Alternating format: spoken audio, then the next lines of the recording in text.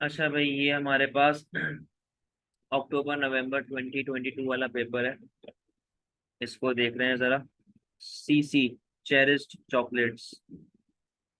अच्छा, Cherish Chocolate is a public limited company. तो आपके जहन में पब्लिक लिमिटेड से रिलेटेड सारे जो फीचर्स हैं वो आ जाने चाहिए। It employs 4,000 workers in country X and many are members of a trade union. आपके पास 4,000 बंदा जो है। आप सिर्फ आपके पास 4,000 बंदा काम कर रहा है, और बहुत से बंदे जो हैं वो ट्रेड यूनियन से रिलेटेड हैं, ठीक है। CC has manufacture chocolate bars in country x for 50 years. 50 साल से काम कर रहा है, यानी कि इसकी एक काफी अच्छी ब्रांड इमेज और ब्रांड लॉयल्टी क्रिएट हुई हुई होगी। It imports most of its raw material such as cocoa beans. अब ये देखो, ये प्रॉब्लम है कि ये रॉ मटेरियल जो है ये बाहर से मंगवाता है, तो आपको जितने भी प्रॉब्लम जैसे कि एक्सचेंज रेट के प्रॉब्लम आ गए, ठीक है, टैरिफ, कोटा वगैरह के प्रॉब्लम, तो ये सारे आपके जहन में आने चाहिए। आगे हैं। Over the last 10 years, CC has expanded and now sells in other countries. Many of these countries have no trade restrictions. The director of CC knows that globalization has opportunities and threats as well. यानी कि opportunities का मतलब benefits and threat का मतलब drawbacks, ठीक है। तो यहाँ पे मैं लिख रहा हूँ, इसका मतलब हो गया advantage और इसका मतलब हो गया disadvantage. CC produces a number of brands of chocolate bars such as Tiabar in country X. बोलता है कि डिफरेंट ब्रांड वो बनाता है चॉकलेट बार के। For example Tia bar country X के अंदर उसने बनाया हुआ है। It's most popular chocolate bar Choco has the highest market share. Choco का मार्केट शेयर सबसे ज्यादा है भाई। The total market for chocolate bars is no longer growing in country X, यानी कि अब आपके पास ग्रोथ के स्टेज से आप बाहर आ चुके हो। अब या तो आप मेच्योरिटी के स्टेज के ऊपर होगे, या तो आप डिक्लाइन के स्टेज के ऊपर होगे। CC plans to reduce the number of brands it sells in country X. It has to decide which of the two brands shown in Appendix 1 he should stop selling. बोलता है कि यार हमारे पास दो ब्रांड्स हैं, हम लोग उनको बंद करना चाह रहे हैं।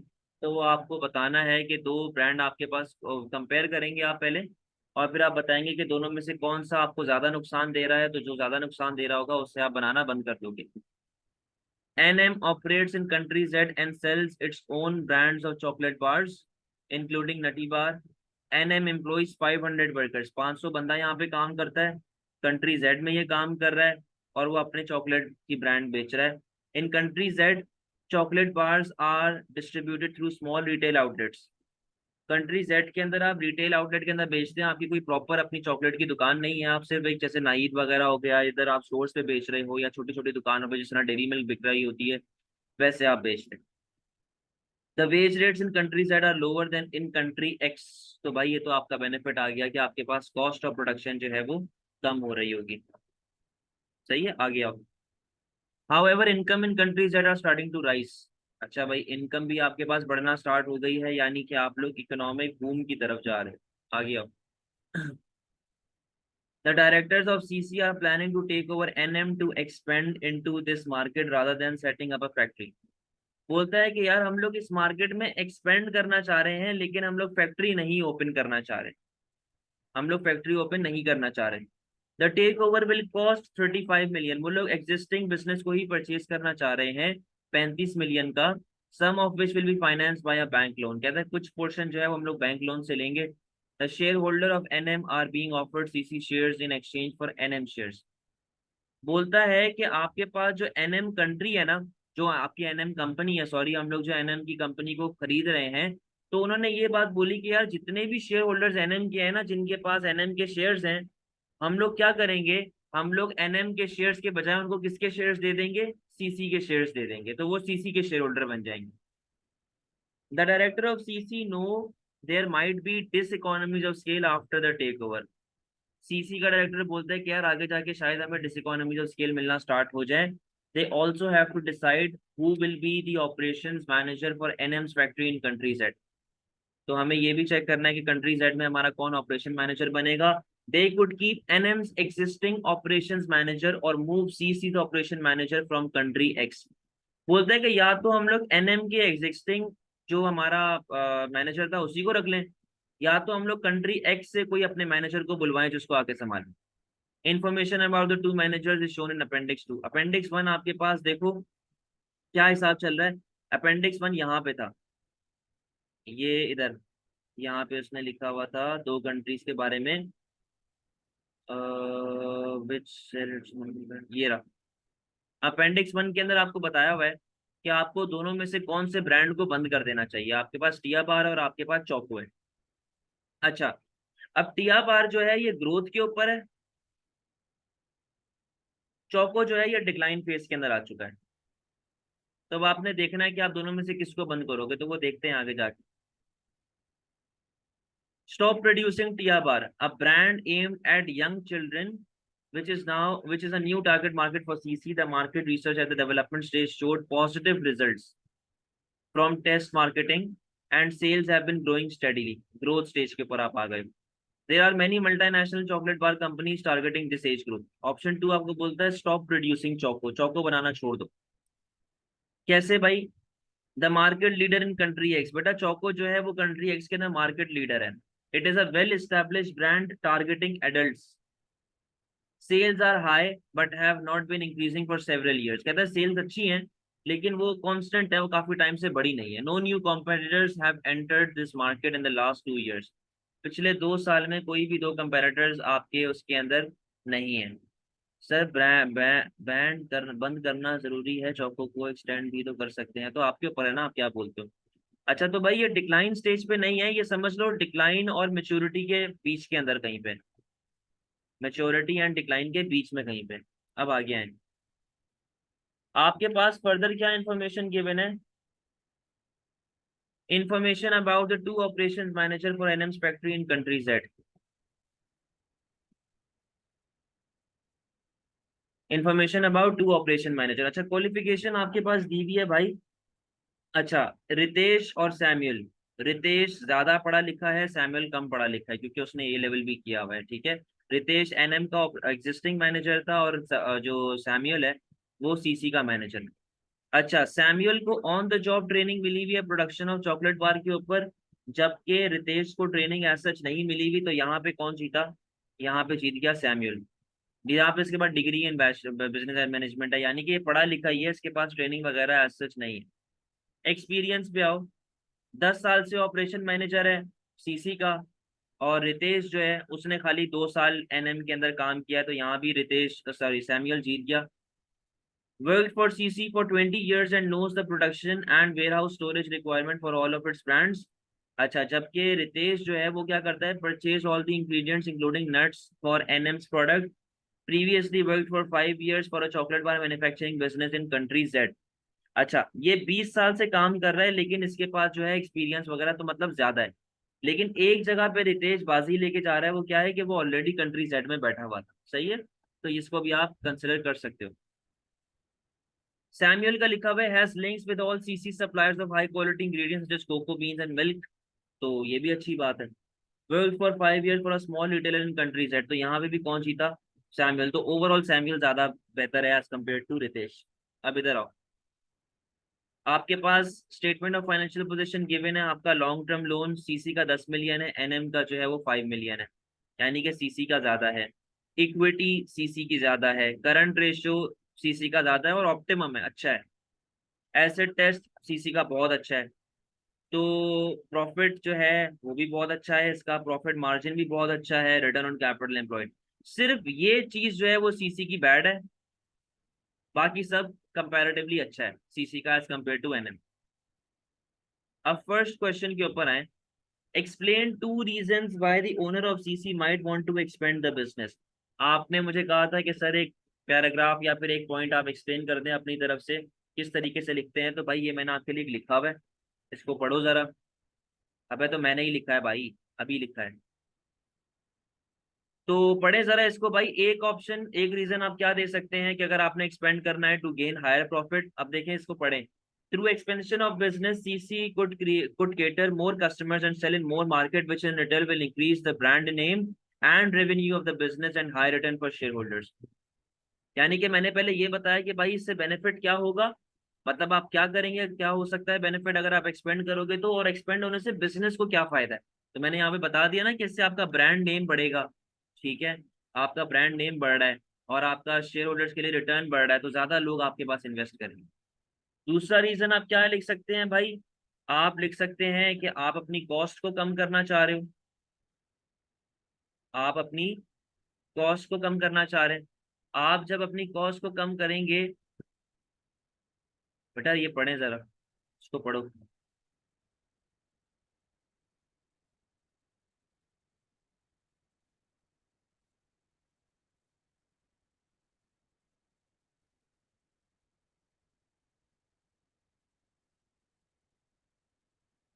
यानी कि बिजनेस को क्या फायदा हो रहा है अगर वो एक्सपेंड करता है तो भाई हमारे पास ये है कि हमारे पास सेल्स बढ़ेंगी।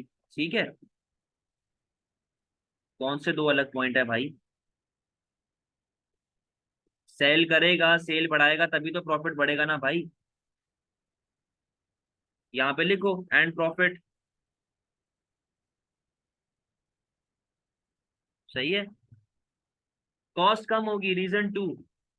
रीजन टू के अंदर आपके पास कॉस्ट कम होगी। कॉस्ट किस तरह कम हो सकती है, आप बोल सकते हैं कि जब आप एक्सपेंड करते हैं तो आपको बेनिफिट मिलता है इकोनॉमीज ऑफ स्केल का। एग्जाम्पल, परचेजिंग इकोनॉमीज जिसके अंदर आपको बल्क बाइंग मिलती है, और आप जो है वो फाइनेंशियल इकोनॉमीज की तरफ जा सकते हो। अब इससे सीसी को क्या फायदा होगा, सीसी को ये फायदा होगा कि जब सीसी की कॉस्ट कम होगी तो वो अपनी प्राइस को भी कम कर सकता है। जब वो अपनी प्राइस को कम करेगा तो वो ओवरऑल जितना भी आपके पास मार्केट में कंपैरेटर बैठा हुआ है उन सबको बीट कर देगा, सबको हरा देगा, और जितनी भी इसकी सेल्स है वो राइज होना स्टार्ट हो जाएंगी। आप एक और पॉइंट लिख सकते हैं, to create a better brand image. जितना ज्यादा आपका बिजनेस ग्रो करेगा उतना लोगों की नजरों में आएगा, जितना लोगों की नजरों में आएगा उतना लोग समझेंगे कि यार एक स्टेब्लिश बड़ा बिजनेस है। तो लोग जो है वो कंफर्टेबल होके आपके पास आ जाएंगे, कंफर्टेबल होके आपसे सामान परचेज करना शुरू कर देंगे, और आपके ऊपर रिलायंस रखेंगे, आप पे रिलाई करेंगे, और कभी भी आपको जो है ना शक नहीं करेंगे आपके ऊपर। ठीक है, ये भी आप पॉइंट लिख सकते हो। टू चार्ज हाई प्राइस नहीं, सही पॉइंट नहीं है। Consider the opportunities and threats of globalization for CC, which is likely to have greatest effect on CC. Justify your answer. अब वही है बेटा, यहाँ पे आप जब केस की तरफ जाओ तो मैंने आपको यहाँ पे बताया हुआ है कि ग्लोबलाइजेशन के बारे में उसने एडवांटेजेस एंड डिसएडवांटेजेस की बात की हुई है आपसे। सही है, तो उसने आपको एडवांटेज और डिसएडवांटेज की जब बात की हुई है तो अब आप यहाँ पे पॉइंटर्स में क्या लिख सकते हो। सबसे पहले अपॉर्चुनिटीज की जब मैं बात कर रहा हूँ, यानी कि मैं बेनिफिट्स की बात कर रहा हूँ। ठीक है, मैं जब बेनिफिट्स की बात कर रहा हूँ तो यहाँ पे जरा देखिएगा, अब यहाँ पे लिखा हुआ है कि सीसी जो है वो अपनी एक्सपोर्ट बढ़ा सकता है, ज्यादा कंट्रीज में बेच सकता है, क्योंकि ग्लोबलाइजेशन आपके पास चल रही है तो उसके पास एक्सपोर्ट बढ़ सकती है, और फर्दर वो डिफरेंट मार्केट के अंदर एंट्री मार सकता है। डिफरेंट मार्केट्स के अंदर एंट्री मार सकता है। इससे क्या बेनिफिट होगा, इससे आपको ये बेनिफिट होगा कि सीसी का रेवेन्यू इंक्रीज हो जाएगा। ठीक है, और रेवेन्यू उसकी सेल्स वगैरह बढ़ना स्टार्ट होगी। अच्छा, फर्दर उसने बताया था कि आप रॉ मटेरियल को इंपोर्ट करवा रहे हो।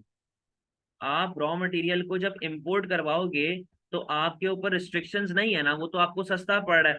तो इससे ये होगा कि आपके पास आसानी से इजी होके और आपके पास एक प्रॉपर स्मूथ ऑपरेशन आपके चलते रहेंगे।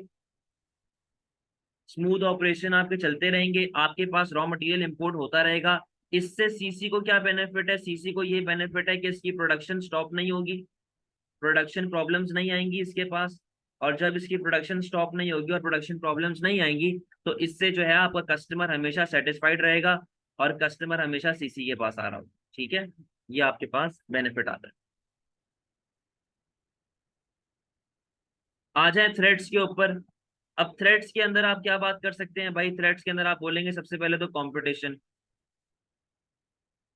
जाहिर है ना कि अगर आपके पास भाई बाहर से भी तो लोग मंगवा सकते हैं ना, ग्लोबलाइजेशन चल रहा है, आपके पास कोई टैरिफ वगैरह का सीन नहीं है, आपके पास कोई प्रोटेक्शनिज्म का सीन नहीं है, तो कंपटीशन आपके पास बढ़ेगा ना भाई।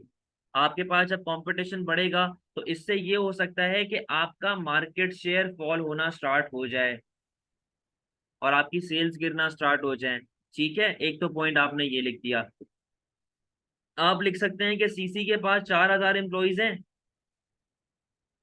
क्या पता वो छोड़ के सीसी को किसी और के पास चले जाए, यानी कि for better opportunities your employ, यानी कि CC employ can leave CC for इस कंपैरेटर। ये बात आप उसको बता दो, ठीक है। वो दूसरी जगहों पे काम करना स्टार्ट कर सकते हैं, दूसरी जगहों पे जा सकते हैं। अच्छा, फिर उसके बाद उसने बोला कि यार वो कंट्री जेड के अंदर जा रहा है ना,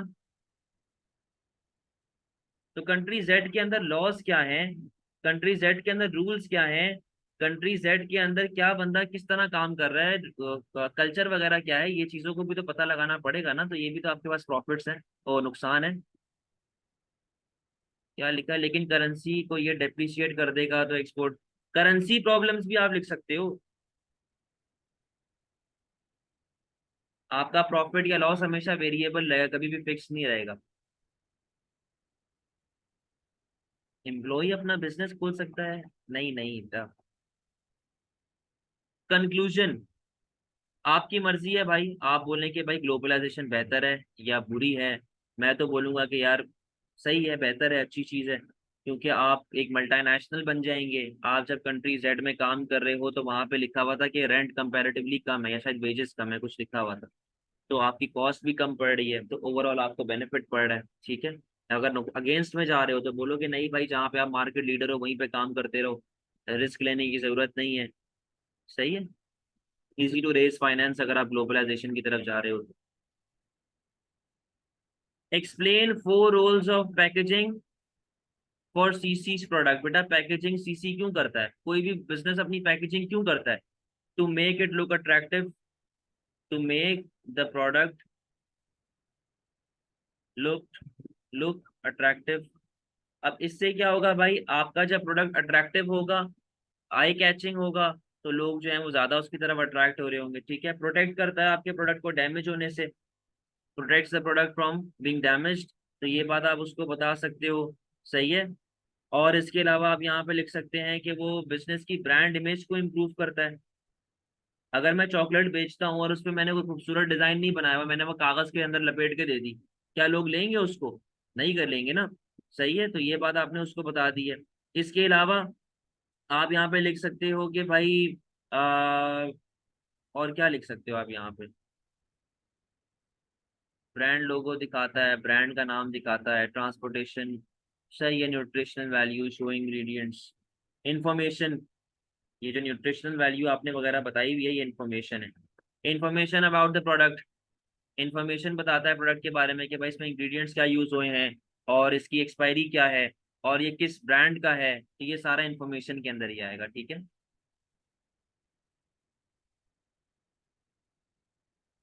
use appendix 1 and other information, consider the advantage and disadvantage to cc of the two cc brands, which brand should cc stop producing, justify your answer। CC को कौन सा प्रोडक्ट बनाना बंद कर देना चाहिए, अब ये तो की वो बात कर रहा है।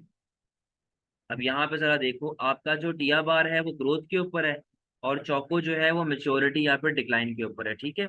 अब यहाँ पे जरा देखो आप क्या क्या लिख सकते हो ओवरऑल।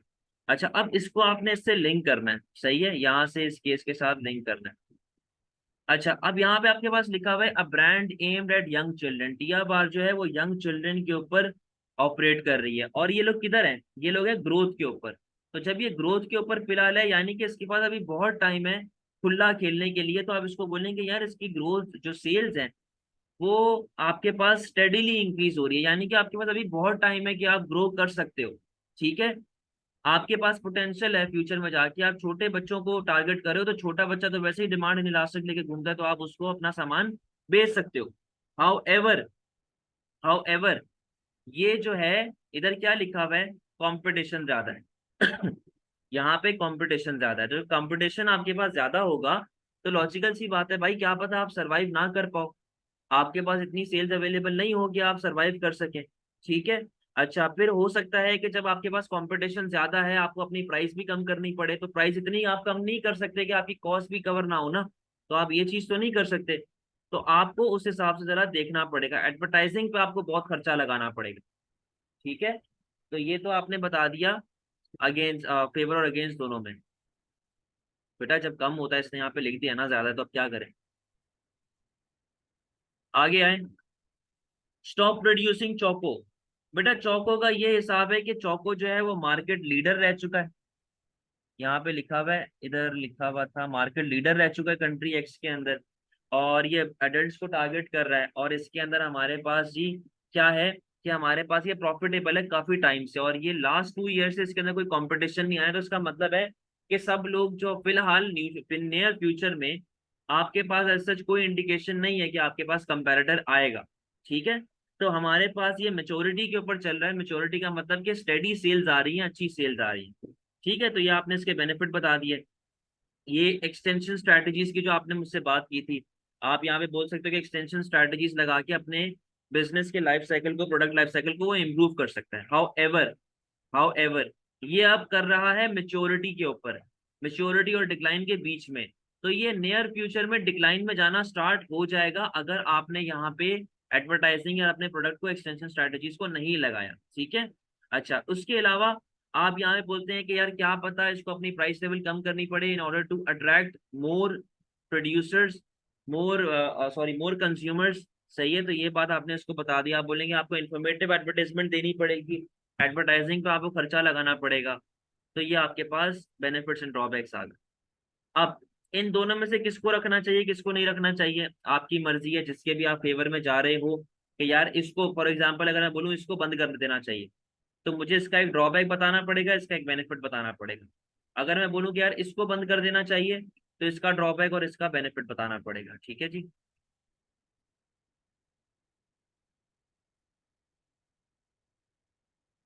तो अब आपकी मर्जी है ना, आप जिसको भी बंद करवाना चाहो आप बोल दो उसको। Explain two diseconomies of scale CC might experience as it expands by two diseconomies of scale। आपके पास क्या हो सकती है भाई, पुअर कम्युनिकेशन, जिसके अंदर आप लेबर डिसइकोनॉमीज की बात करते हो, इसको आप लेबर डिसइकोनॉमीज भी लिख सकते हो। आप यहाँ पे मैनेजेरियल डिसइकोनॉमीज भी लिख सकते हो। सुने जरा क्या होगा यहाँ पे। भाई आपके पास बहुत सारा लेबर आ गया, आपके पास बहुत सारा लेबर आ गया। जब आपके पास बहुत सारा लेबर आ जाएगा, आपके पास हायरार्की इंक्रीज हो जाएगी, आपके पास हायरार्की ज्यादा हो जाएगी, तो आपके पास चेन ऑफ कमांड काफी लंबी हो जाएगी। आपकी चेन ऑफ कमांड जब इंक्रीज होगी तो उससे आपके पास डिस्टॉर्शन होती है। क्या पता आपका मैसेज सही तरीके से कन्वे ना हो, तो कन्वे नहीं होने का मसला भी आपके पास हो रहा होता है, आपके पास मिस्टेक्स बढ़ जाती हैं। ठीक है, तो ये चीजें आप यहाँ पे एक्सप्लेन करेंगे। तो इससे बिजनेस को क्या नुकसान है, बिजनेस के हमारे पास जो है वो कॉस्ट बढ़ना स्टार्ट हो जाएगी, बिजनेस के हमारे पास मिसअंडरस्टैंडिंग्स बढ़ना स्टार्ट हो जाएंगी।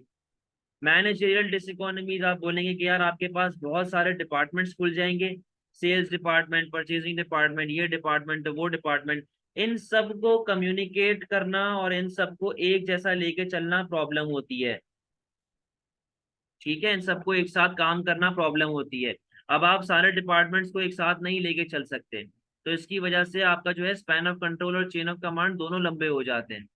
ठीक है, तो आप इसी तरह लिंक करेंगे ना जैसे मैं बता रहा हूँ, आपका स्पैन ऑफ कंट्रोल और चेन ऑफ कमांड दोनों लंबे हो जाते हैं, तो आपके पास टाइम लगना स्टार्ट हो जाता है, टाइम लैग आना स्टार्ट हो जाते हैं। ठीक है, अच्छा आप इसके अंदर लेबर डिसइकोनॉमीज की भी बात एक और तरीके से कैसे कर सकते हो कि जब आपके पास बहुत सारा वर्कर आ जाएगा तो उससे वर्कर डीमोटिवेट होता है, क्योंकि अब आप उतने अच्छे तरीके से उससे बात नहीं करते, आप उसको उतने अच्छे तरीके से अब साथ नहीं लेके चल रहे होते, तो लेबर जो है वो आपका डीमोटिवेट हो जाता है। और जब लेबर डीमोटिवेट होगा तो वो मिस्टेक्स भी बढ़ाएगा, वो प्रॉब्लम्स भी क्रिएट करेगा, वो बिजनेस के लिए एक कॉस्ट है। जी, consider the information about two managers outlined in appendix 2 who should choose as the operation manager to NM factory, justify your answer। यहाँ पे है सैमुअल और रितेश। बेटा ये सारी बातें मैंने आपको शुरू में ही बताई थी। अभी यहाँ पे देखो जरा, आप यहाँ पे देखें कि सैमुअल जो है वो कम पढ़ा लिखा है। पहले सैमुअल की बात हो रही है ना, तो पहले आपको ये बताना है कि इसके बेनिफिट्स क्या क्या हैं। देखो सैमुअल जो है पिछले 10 साल से सीसी के लिए काम कर रहा है, तो उसको पता है कि यार यहाँ पे कल्चर कैसा है। ठीक है, यहाँ पे हमारे पास लीडरशिप किस तरह की चल रही है, ऑटोक्रेटिक है, डेमोक्रेटिक है, क्या चल रही है। सही है जी, वो 20 साल से आपके प्रोडक्शन के अंदर काम कर रहा है और उसको पता है कि आपको कहाँ से प्रोडक्ट वगैरह सब कुछ लेके आना है, तो ओवरऑल इसकी सप्लाई, इसकी वजह से सप्लाई कभी भी खराब नहीं होगी, इसकी वजह से रॉ मटेरियल कभी भी खराब नहीं होगा। जितना भी इसको सारा लिंक है इसके पास, कहाँ से आपको बीन्स वगैरह मिलते हैं, कहाँ से आपकी बेस्ट रॉ मटेरियल मिलता है, सप्लायर वगैरह। हाँ, लेकिन एक बात ये है कि ये कम पढ़ा लिखा है, इतना ज्यादा पढ़ा लिखा नहीं है, तो आप बोल दें कि यार he is less qualified. Also ये कंट्री एक्स में काम करता था भाई, हम लोग किधर जा रहे हैं, हम लोग जा रहे हैं कंट्री जेड में। तो इसको कंट्री जेड के बारे में एज सच इतनी नॉलेज नहीं होगी, और इसको इतनी ज्यादा डेफिनेशन नहीं लिखनी होती, इसको इतनी ज्यादा यहाँ पे कंट्री एक्स के बारे में तो पता होगा, लेकिन इसको कंट्री जेड के बारे में नहीं इतना आइडिया होगा। और क्या सैम्यूअल कंट्री एक्स छोड़ के कंट्री जेड जाएगा, ये भी तो एक क्वेश्चन मार्क है। लेकिन अगर मैं रितेश की बात करूं तो बेटा रितेश के अंदर ज्यादा पढ़ा लिखा है भाई, पढ़ा लिखा आदमी है, बिजनेस मैनेजमेंट में इसके पास डिग्री है। सही है, कंट्री जेड के अंदर वो पहले से 5 साल काम करता रहा एक जगह पे, तो उसको ऑलरेडी वो अवेयर होगा कंट्री जेड के अंदर क्या रूल्स लॉस वगैरह चल रहे हैं। तो उसको पता होगा कि यार हमारे पास किस तरह काम करना है, ये भी परचेज करता रहा है रॉ मटेरियल वगैरह, तो उसको भी पता होगा कि यार सप्लाई कहाँ से सीधी करनी है। लेकिन ये सिर्फ 2 साल ऑपरेशन मैनेजर रहा है एनएम का, और इसने 5 साल एक स्मॉल रिटेल बिजनेस में काम किया है, और इसके पास कोई ट्रेनिंग नहीं है। तो ये इतने अच्छे तरीके से अपने इस बिजनेस को नहीं संभाल सकता, और इसको जो है वो सीसी से रिलेटेड और फेमिलियर भी नहीं है कि यहाँ पे काम किस तरह होता है, और ब्रांड वगैरह का भी उसको नहीं पता। तो ये हमारे पास प्रॉब्लम है, करना है उसके ऊपर भी, जहाँ डिसएडवांटेज एडवांटेज दोनों बताने हैं भाई। कंक्लूजन मेरे हिसाब से सैमुअल बेस्ट है, रितेश बेस्ट नहीं है। मैं बोल दूंगा कि भाई सैमुअल को ऑलरेडी पता है, तो लॉस वगैरह क्या है, जाके 1 महीना रुकेगा तो उसको सारी चीजें समझ आ जाएंगी। जबकि रितेश को है ट्रेन करने में पैसा भी लगेगा, टाइम भी लगेगा, तो इसलिए सैमुअल बेहतर है एज कम्पेयर टू रितेश।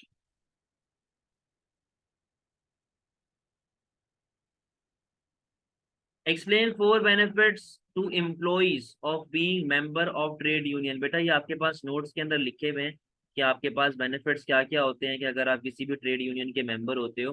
तो सबसे पहले आप यहाँ पे लिख सकते हैं इम्प्रूव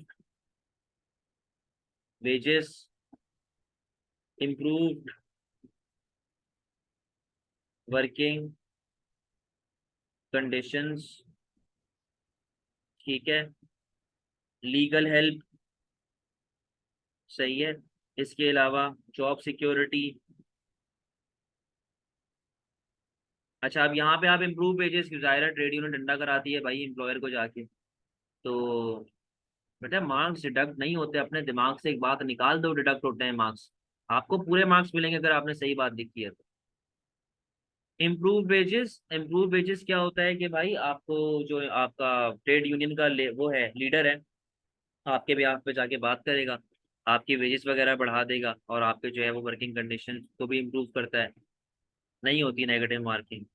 आपकी वर्किंग कंडीशन को भी इम्प्रूव करता है, आपके लिए वर्कर जो है वो जो ओनर है वो सेफ्टी लेके आएगा, आपके लिए फायर फायर एग्जिट वगैरह और ये सारी चीजें आपको देगा। लीगल हेल्प के, आपके एम्प्लॉयर ने अगर आपको कभी अनफेयरली निकाल दिया हो काम से, तो वो आपको जो है वो लीगल हेल्प ला के देगा। और जो वो है जॉब सिक्योरिटी के अंदर ये है कि आपको आपका जो एम्प्लॉयर है कभी भी फारिग नहीं कर सकता, तो एम्प्लॉय जो है वो मोटिवेटेड रहेगा, खुश रहेगा, सही है। Use Appendix 3 and other information. Consider how the financial statement might be useful to the following three stakeholders groups. Which stakeholder group will find the financial information most useful? Justify your answer. NM के shareholder, यानी कि आपके पास जो यहाँ पे दिया हुआ है इसने, बोलता है कि एनएम के शेयर होल्डर के हिसाब से बताओ क्या आपके लिए इंफॉर्मेशन कितनी ज्यादा ये बेनिफिशियल हो सकती है। सही है, अब आपने यहाँ पे लिंक करना है कि देखो एनएम का जो प्रॉफिट है 42 मिलियन है, सीसी का जो प्रॉफिट है 42 मिलियन है, और एनएम का प्रॉफिट था 3.5 मिलियन। इसका प्रॉफिट मार्जिन भी ज्यादा है एज कम्पेयर टू एनएम। तो भाई शेयर होल्डर को ये चीज देखनी होगी कि अगर मैं सीसी के अंदर इन्वेस्ट कर रहा हूँ, तो क्या मुझे इतना रिटर्न मिल जाएगा जितना पहले मिल रहा था, बल्कि पहले से ज्यादा ही मिल रहा है आपको, इसका प्रॉफिट भी ज्यादा है। इसका मार्जिन भी ज्यादा है, तो ओवरऑल तो आपके पास यहाँ पे बेनिफिट होगा ना। अच्छा, फिर उसके बाद यहाँ पे अगर मैं आप लोगों को गेयरिंग की जरा सा हिसाब किताब निकाल के बताऊं, गेयरिंग का फॉर्मूला क्या होता है, लॉन्ग टर्म लोन, मैं इजी वाला फॉर्मूला बता रहा हूँ, उसके 2-3 फॉर्मूला होते हैं, इजी वाला बता रहा हूँ। Long term loan over total equity multiply by 100। अब आपके पास टोटल इक्विटी कितनी है? 35 ना। आपके पास टोटल इक्विटी मतलब टोटल इन्वेस्टमेंट कितनी आ गई है? 35, लोन और इक्विटी मिला के। तो इसमें से आपका सिर्फ और सिर्फ डेट कितना होगा? सिर्फ और सिर्फ आपका डेट होगा 7। कितना? कितना आ रहा है ये?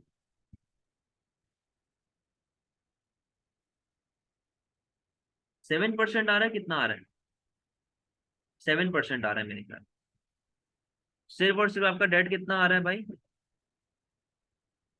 14.2 आ रहा है। 14.2 होगा फिर, चलो। तो भाई ये सिर्फ और सिर्फ आपका डेट आ गया 14.2%। ठीक है। लेकिन अगर मैं सीसी का यहाँ पे निकालूं, तो सीसी का टोटल आपके पास इन्वेस्टमेंट कितनी आ रही है? 210। 10 लोन और 200 इक्विटी ओवर मल्टीप्लाई बाय 100। जरा इसका निकालो कितना आ रहा है। 5% भी मुश्किल से नहीं होगा। 4.76%। तो आप यहाँ पे देखो ना कि इसकी गेयरिंग कम है एज कंपेयर टू ये। तो शेयर होल्डर कभी घबराएगा नहीं ऐसे बिजनेस के अंदर इन्वेस्ट करने से, और वो उसको पसंद ही आएगा। और आप अगर देखें तो आपके रेशियोज भी अच्छे हैं, तो शेयर होल्डर आपको आपके बिजनेस में इजीली इन्वेस्ट कर देगा। तो ये तो आपने बता दिया शेयर होल्डर का। अब आ जाए मैनेजर के ऊपर, और आगे लिखा होता है बैंक मैनेजर। ठीक है, तो यहाँ पे आओ जरा। अब आओ मैनेजर के ऊपर। भाई मैनेजर को आपने बताना है कि मैनेजर देखो उसका लिंक होता है प्रॉफिट्स वगैरह के साथ। तो आप देखें कि आपका प्रॉफिट 25% चल रहा है। तो ओवरऑल आपके लिए जो है काफी अच्छा मार्जिन यहाँ पे इंक्रीज हो रहा है। तो आपका जो है पहले के मुकाबले में तो ज्यादा ही है ना। जो आपका प्रॉफिट मार्जिन पहले होता था, और वो जो है वो 10% से बढ़ गया। पहले कितना था? 15%। अब कितना हो गया? 25%। कितने से इंक्रीज आया? 10% से। तो आप ये इसको बात बताएंगे। आप बोलेंगे ओवरऑल आपके लिक्विडिटी रेशियोज काफी ज्यादा इंप्रूव हुए हैं।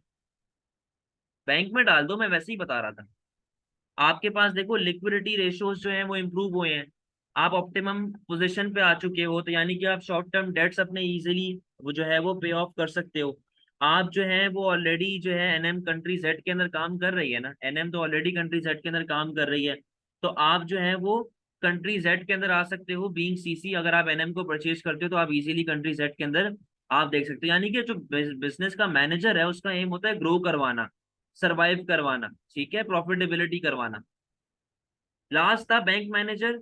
तो बैंक मैनेजर की आप यहाँ पे देखोगे यार, सीसी का ऑलरेडी 10 मिलियन का लोन है, और उसको तकरीबन 35 मिलियन और चाहिए। कहाँ पे लिखा हुआ था 35 मिलियन? यहाँ पे कहीं पे ये रहा। बोलता है कि उसका 10 मिलियन का लोन ऑलरेडी है, और उसको ऑलरेडी 35 मिलियन चाहिए टू बाय या फिर टू टेक ओवर एनएम। सही है। हाँ।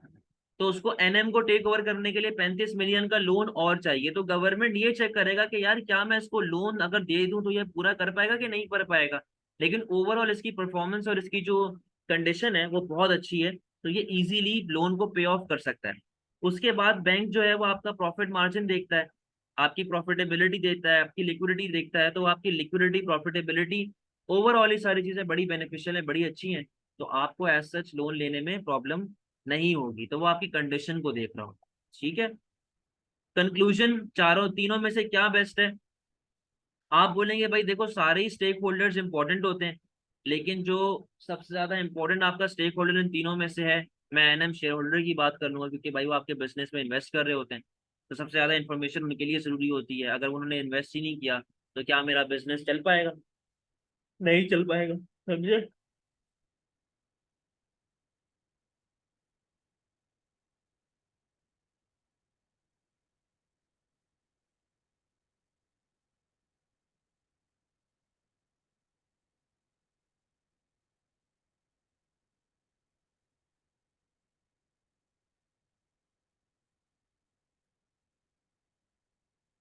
चीनी में से देना है आपने कंक्लूजन, इसके अलावा नहीं आप देंगे?